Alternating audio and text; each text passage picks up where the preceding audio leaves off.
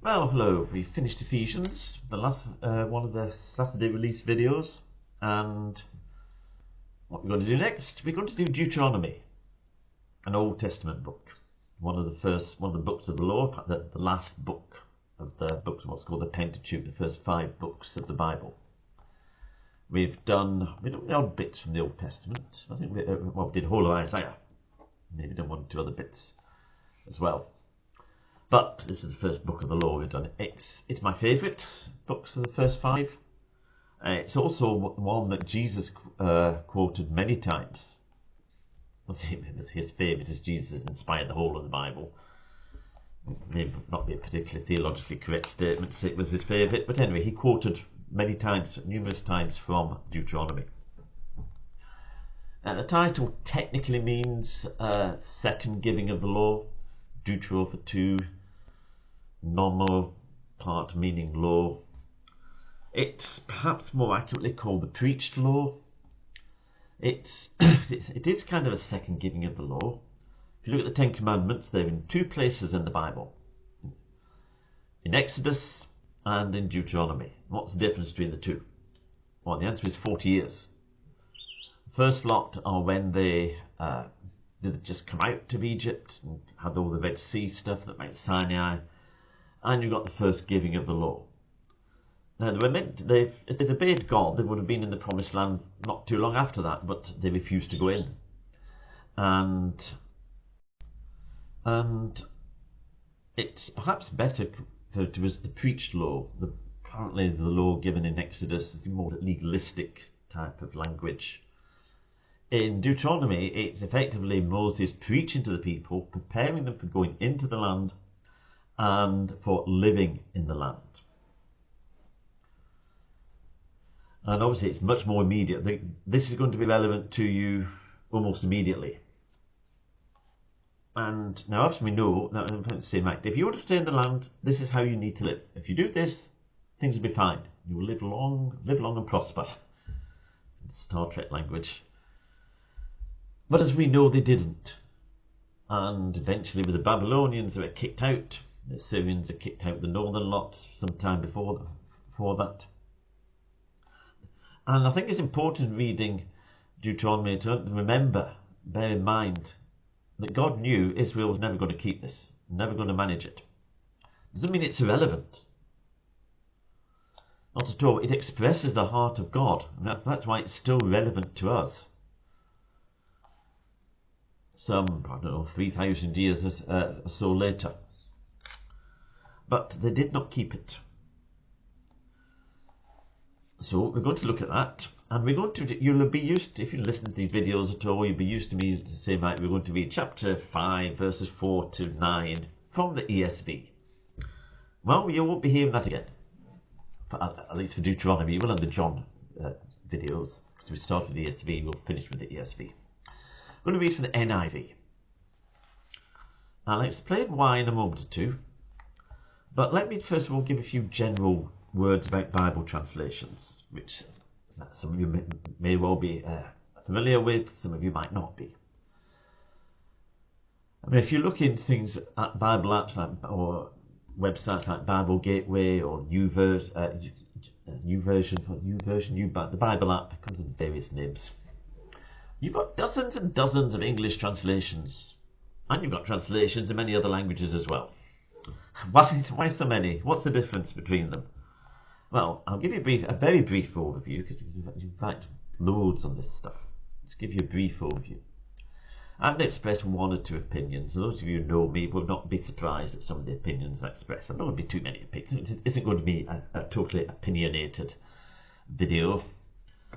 So, Bible translations, let me just, 2 key differences. One is what type of translation they are. And they fall in, I'm going to put them into 3 categories. The 2 most common, the most important, are formal translations and dynamic translations. And then there's other, which I'll talk about other after saying we'll do other things. So, the difference between those 2, right, the formal translation tries to keep as close as possible, word for word, with the original text. Now, with Bible translated from one language to another, it is impossible to get a perfect translation. Because different languages, they've got different syntax, they've got different structures, they've got different idioms which are used.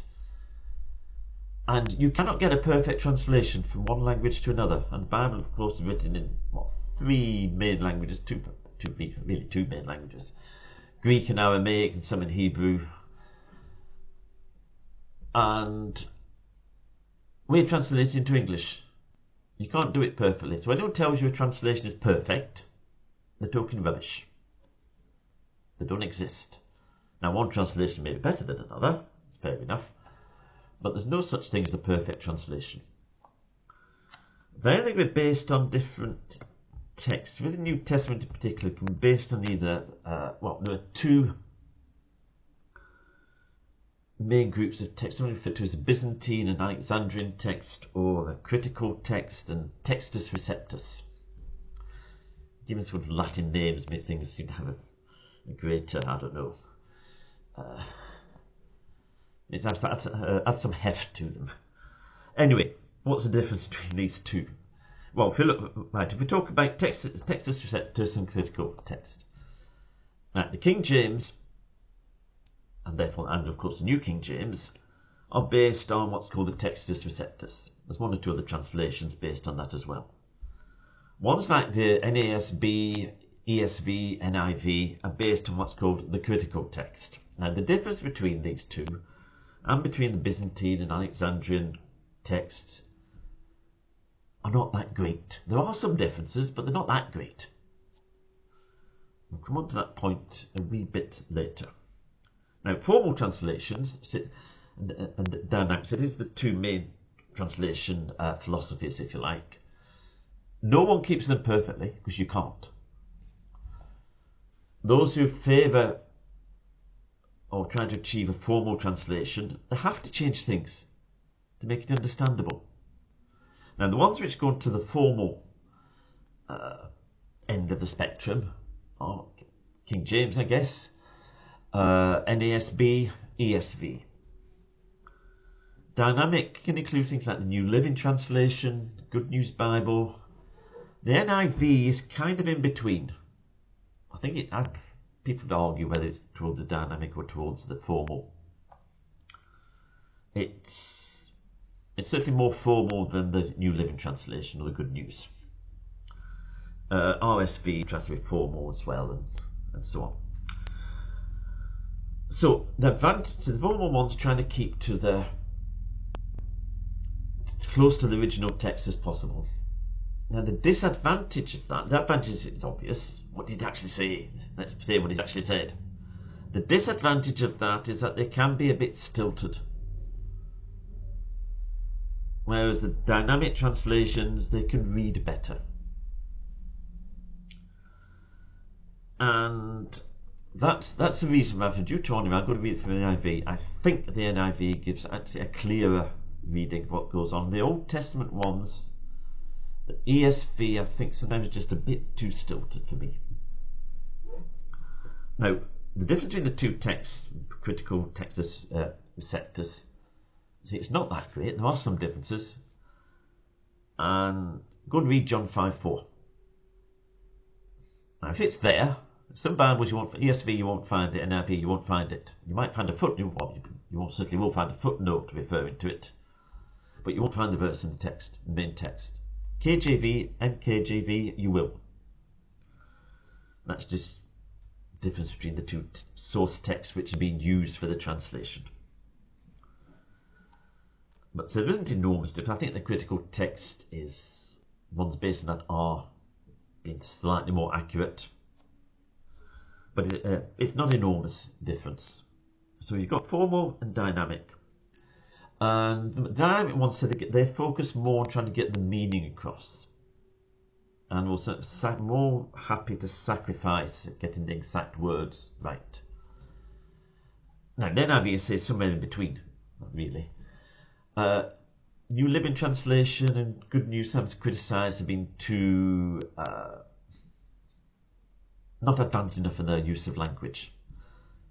I have to say I don't have much time for that sort of criticism. Now, there are shortcomings to that New Living Translation, because of the way it translates words sometimes it is, and the ESV and NIV do a better job, but it's fine. It's fine. And the good news is fine. The reason I say that is when I became, or just before I became a Christian, I started reading the Bible. It was the Good News version, so I've got emotional connections to it. And someone say, right, it's not as advanced a translation. And what we actually say is this, reading from the RSV or something like that. And that's what I thought it said anyway. So, fine. Just one final word, other category, what you put in there, Amplified Bible, fine. It tries to bring out all the meanings, possible meanings of a phrase. The Message, the Passion translation in scare quotes, they're not translations. The Passion Translation calls itself a translation. It is not a translation. Paraphrases would be better. One key difference between them and other versions is that the Passion and the Message translated, the Passion Translation, I don't think it's done all the Bible yet. They're based on the work of one person. The major translations like NIV and ESV and so on, they have committees translating them. Now, committees can produce absolute rubbish at times, but any one person, it's the vast book is the Bible. It's written in different languages over a period of 1400 years approximately, give or take a few hundred. And we all have different aspects which we're more expert in than others, and we've all got predilections. So to rely on one person to translate it is not a good idea. Now, Eugene Peterson, who was responsible for the Message, he knew full well what he was doing and never claims anymore. The guy, I can't remember the name of the guy who's responsible for the Passion. Some dodgy things about him. By the way, him visited by angels and stuff, which I believe angels exist. No problem with that at all. Just seems to be claiming rather too much for what he's doing. And both of them, they put words in there which are not in the Bible at all. You can't be argued for from a dynamic translation perspective. They're just not there. So, should you never use these at all? You should not think they're giving a translation of the Bible. Treat them as a sermon. And when anyone preaches, including these things I do on here, check it in the Bible. Check it with the ESV, NIV, or NKJV, or whatever. And you should do that with these paraphrases. Sometimes they can bring out a meaning, or at least one aspect of the meaning, very well. So to use them occasionally, or to use them and then go back to a proper translation, an actual translation, say, oh, that's what it means, that can be helpful. But don't imagine that they are a translation of the Bible. They are not. At least in my humble, or not so humble opinion. Now, one last word. King James. Now, if you like the King James, that's fine. No problem whatsoever with people liking the King James. Only practical thing I would say is be careful of the audience you're using it for. Say you're using it for a bunch of young non-Christians. I would ask very seriously, why are you using the King James? The English is so different. Will they understand what you're saying? Now, there are advantages to King James. It's very poetic in places. And things like Psalm 23, the Lord's Prayer, other passages as well. The Psalms, it can be better. Just because of the poetry is better. Or if you were using it with older people, for instance, it might be a perfectly good thing to do. But just think about it. Okay, I haven't said those few general words about the King James. And say, if you're using it, if you like it, fine, no problem. But there are a group of people or churches called King James onlyists. Much more problems in America than it is here, but they do exist in the UK as well. What they'll try and tell you is that the King James version of the Bible, not the New King James, just the King James, is the only inspired translation. And things like the ESV and NIV corrupt the Word of God. and any other translation apart from the King James, or the authorized version, if you want to call it that. What they are saying is utter and complete nonsense. You may see posts occasionally on Facebook or Twitter or whatever, warning you about the NIV and the ESV has corrupted the Bible. It hasn't. Not a perfect translation. Say perfect translations don't exist. But King James Onlyist talk an awful lot of nonsense. If you hear from any of them, don't listen to what they said. It's utter garbage. You can find books arguing this. Just a few brief words. A good book by someone called James White on the King James Only. I think it's called the King James Controversy, is it? It's about the King James Version and why what King James Only says is utter bilge. So on that happy note, we'll call it a